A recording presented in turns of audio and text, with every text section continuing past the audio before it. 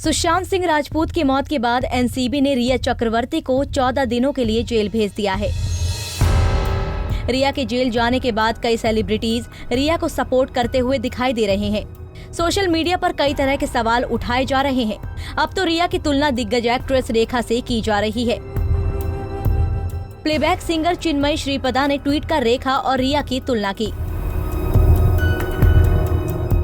Singer Chinmayi Sripada ने Twitter पर एक पोस्ट शेयर किया जिसमें एक्ट्रेस रेखा की बायोग्राफी के कुछ अंश हैं। पोस्ट के जरिए सिंगर ने लोगों को ये बताने की कोशिश की कि जब 1991 में रेखा के पति मुकेश अग्रवाल ने सुसाइड किया था, तब कैसे रेखा को हर तरफ डायन कहकर बुलाया जाने लगा था। यासर उस्मान द्वारा लिखी गई रेखा की biography Rekha the untold story में बताया गया है कि रेखा को अपने पति मुकेश अग्रवाल की मौत के लिए कैसे दोषी ठहराया गया।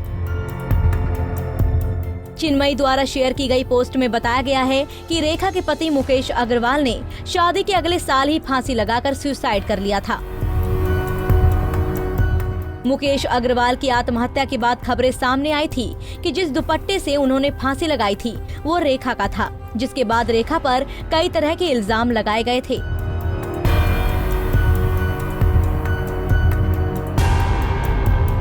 इसके साथ ही चिन्मयी ने रेखा की बायोग्राफी की कुछ बातें शेयर की है जो उस समय एक्ट्रेस के बारे में कही गई थी। एक राष्ट्रीय डायन ने शिकार का पीछा किया।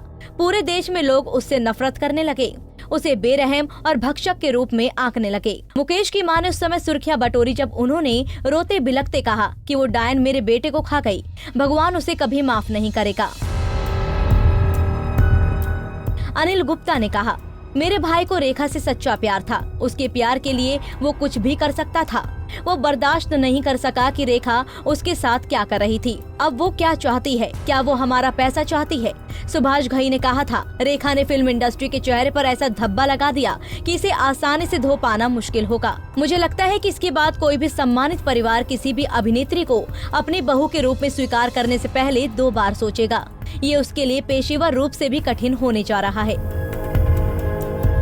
कोई भी कर्तव्यनिष्ठ निर्देशक उसके साथ कभी काम नहीं करेगा। दर्शक उसे कैसे स्वीकार करेंगे? भारत की नारी या इंसाफ की देवी। अनुपम खेर ने कहा था, वो राष्ट्रीय खलनायिका बन गई है। पेशेवर और व्यक्तिगत रूप से मुझे लगता है कि ये उसके लिए पर्दे हैं। मेरा मतलब है कि मैं नहीं जानता कि अगर मैं उसके साथ आमने सामने आऊंगा तो मैं कैसे उस पर प्रतिक्रिया दूंगा। इसके साथ ही चिन्मयी श्रीपदा ने कैप्शन में लिखा, ये अविश्वसनीय है कि रेखा इससे कैसे बची। यहाँ आपको बता दें कि 1990 में मशहूर अभिनेत्री रेखा ने बिजनेसमैन मुकेश अग्रवाल से शादी की थी, मगर शादी के कुछ महीने बाद ही रेखा अपने पति से दूर रहने लगी थी। रिपोर्ट के अनुसार रेखा अपनी शादी से खुश नहीं थी और वो धीरे धीरे अपनी शादी से ऊब चुकी थी। हालांकि पति मुकेश ने रेखा के पास आने और उनका मन बदलने की काफी कोशिश की, लेकिन रेखा का मन नहीं बदला, जिस वजह से उनके पति भी तनाव में रहने लगे।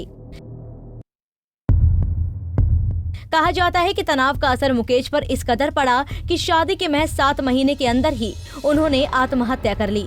बता दें कि जब इन दोनों ने शादी की तो इन दोनों की उम्र 35 और 37 की थी। एक कॉमन फ्रेंड के जरिए इनकी मुलाकात हुई थी। मुकेश रेखा को पहली नजर से ही पसंद करने लगे थे। जब मुकेश ने रेखा के सामने शादी का प्रपोजल रखा तो रेखा भी मान गई। दोनों ने शादी तो कर ली, लेकिन किसी को अपनी शादी के बारे में नहीं बताया। हालांकि मुकेश अपनी शादी के बारे में फिल्मी दोस्तों को बताना चाहते थे, लेकिन रेखा ने साफ इनकार कर दिया। रेखा ने ऐसा क्यों किया, ये बात आज भी रहस्य है। खबरों के मुताबिक रेखा के पति मुकेश चाहते थे कि वो फिल्मों में काम ना करें, लेकिन रेखा नहीं मानी, जिस वजह से मुकेश बिजनेस की परवाह किए बिना रेखा के साथ ही रहने लगे। इतना ही नहीं, रेखा के साथ सेट पर भी जाते जहां लोग उन्हें देखकर कहते कि क्या यही है जिससे रेखा ने शादी की। मुकेश के ऐसे बर्ताव से रेखा शर्मिंदगी महसूस करने लगी थी, जिस वजह से रेखा मुकेश और उनकी फैमिली से दूर रहने लगी। यही उनके पति के डिप्रेशन का कारण बना, जिस वजह से उन्होंने रेखा के दुपट्टे से लटक कर अपनी जान दे दी। रेखा की कोई संतान नहीं है, वो अकेली ही अपनी जिंदगी बिता रही है। रेखा और रिया को लेकर की गई तुलना पर आपकी क्या राय है, हमें कमेंट बॉक्स में जरूर बताएं।